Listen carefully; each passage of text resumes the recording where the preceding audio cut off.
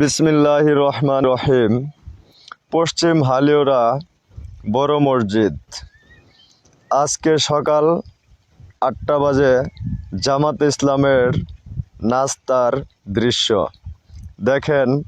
ওনারা কিভাবে কত সুন্দর করে বন্টন করতেছে। আশা করি জামাত ইসলাম যদি এই দেশটাকে পরিচালনা করে, এই দেশের প্রত্যেকটা মানুষ এভাবেই বন্টনে থাকবে এবং সবাই পাবে, কেউ খালি হাতে যাবে না ইনশাআল্লাহ। জামাত ইসলাম আল্লাহর আইন কায়েম করতে চায়। এই আল্লাহর আইন কায়েম করার জন্য আমরা সবাই ওনাদেরকে সহযোগিতা করি এবং ওনাদের পাশে থাকি।